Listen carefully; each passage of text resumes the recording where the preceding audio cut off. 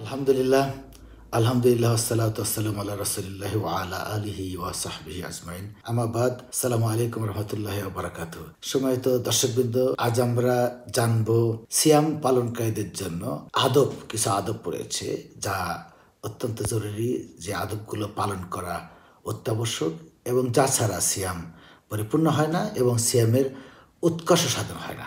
এই আদব দুই প্রকার। একটা হলো ফরজ আদব, যা পালন করা সিয়ামকারীদের জন্য এবং যার প্রতি যত্নশীল হওয়া অত্যন্ত জরুরি। কয়েকটি হলো মুস্তাহাব আদবসমূহ। এই মুস্তাহাব আদবসমূহ যথাযথভাবে পালন করার ব্যাপারে সতর্ক থাকতে হবে। অজীব আদর্শের ভিতরে রয়েছে আল্লাহ তাআলা নির্ধারিত সওম পালনকারীদের জন্য কিছু মৌখিক এবং কায়িক ইবাদত নির্ধারণ করেছেন, যেটা পালন করতে হবে। এই সমস্ত আদবের ভিতর সালাত সবচেয়ে গুরুত্বপূর্ণ, ফরজ সালাত।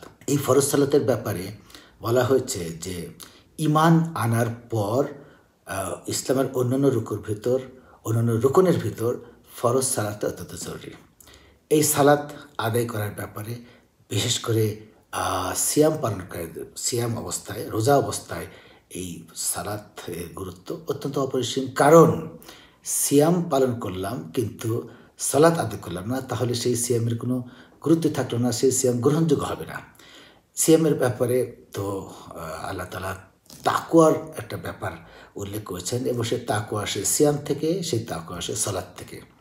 সালাতের ব্যাপারে আল্লাহ রাব্বুল আলামিন সূরা আনকাবুতের ৪৫ নম্বর আয়াতে বলেন, আউযু বিল্লাহি মিনাশ শাইতানির রাজীম, ইন্নাস সালাতা তানহা আনিল ফাহশাই ওয়াল মুনকার। অর্থ, নিশ্চয়ই সালাত অশ্লীল এবং মন্দ কাজ থেকে বিরত রাখে। রাসূল সাল্লাল্লাহু আলাইহি ওয়াসাল্লাম হাদিসে বলেন, ইন্না বাইনা রজুলি অশিরকি ওয়াল কুফরি তারকুস সালাহ। একজন ব্যক্তি এবং মুশরিক এবং কুফরের ভিতর পার্থক্যকারী বিষয় হলো নামাজ ত্যাগ করা। এখন এই নামাজ ত্যাগ করা এবং নামাজ পড়া, এই নিয়ে আলোচনা হবে, বিশেষ করে সিয়ামের সময়। নামাজের ব্যাপারে আল্লাহ রাব্বুল আলামিন কোরআনে বলেছেন এবং রাসূলুল্লাহ সাল্লাল্লাহু আলাইহি ওয়াসাল্লাম হাদিসে বিভিন্নভাবে উল্লেখ করেছেন যে নামাজ অর্থাৎ সালাত আদায় করতে হবে জামাতের সাথে মসজিদে গিয়ে।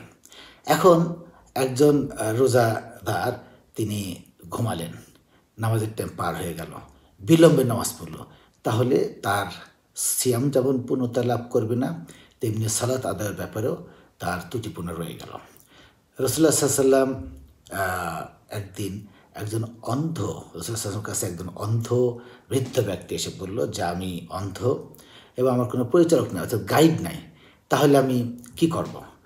রাসূলুল্লাহ সাল্লাল্লাহু আলাইহি ওয়াসাল্লাম তাকে বললেন যে তোমার জন্য জামাতে আসার দরকার নেই। ফিরে যাচ্ছিলেন বৃদ্ধ লোক, তাকে আবার ডেকে আনা হলো, জিজ্ঞাসা করা হলো, আপনি কি আজান শুনতে পান? উনি বললেন যে আমি আজান শুনতে পাই। তখন বললো তাহলে আজানের সাড়া দিতে হবে। আজানের সাড়া দিতে হবে অর্থ যে সালাত আদায় করতে হবে জামাতের সাথে। রাসূলুল্লাহ সাল্লাল্লাহু আলাইহি ওয়াসাল্লাম এমনও বলেছেন, যারা সালাত ঘরে পড়ে আমার ইচ্ছে করে তাদের ঘরে আগুন জ্বালিয়ে দিই। আল্লাহ তাআলা কোরআনে সূরা নিসার একটি জায়গায় বলেছেন যে যুদ্ধরত অবস্থায় রাসূলুল্লাহ সাল্লাল্লাহু আলাইহি ওয়াসাল্লাম নির্দেশ দিচ্ছেন যে যুদ্ধরত অবস্থায় যেন দুটি দল হয়, তারা যেন অস্ত্র কাছে রাখে এবং দলে দলে একটি দল পড়বে, পরে আরেকটি দল পড়বে। এটা হলো মূল অর্থ। তার মানে এই বিপদকালীন অবস্থায়ও আল্লাহ তাআলা সালাতের ব্যাপারে কি কঠিন নির্দেশ দিয়েছেন। তো আর আমরা যারা শান্ত অবস্থায় থাকি তাদের তো প্রশ্নই ওঠে না।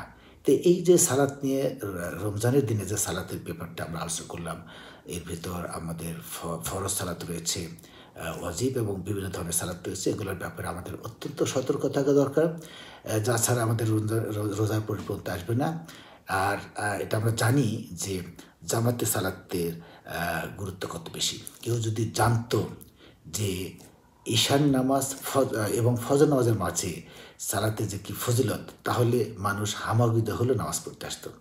আমরা জানি যে জামাতে নামাজ পড়ার ফজিলত একা নামাজ পড়া হচ্ছে ২৭ গুণ বেশি। তো ভাই বন্ধুগণ, আসুন আমরা এই সিয়াম পালন করি, সালাত আদায় করি যথার্থভাবে, এবং এইভাবে আমরা শুধু সিয়ামকালীন অবস্থায় না, আমরা সারা বছরই কিন্তু এই সালাতের ব্যাপারে সতর্ক থাকবো। তো আমরা যেহেতু আলোচনার বিষয় সিয়ামের, কাজে সিয়ামের সময় আমরা সালাত পড়বো। অনেকে সিয়াম করে কিন্তু তারা সালাত আদায় করেই না।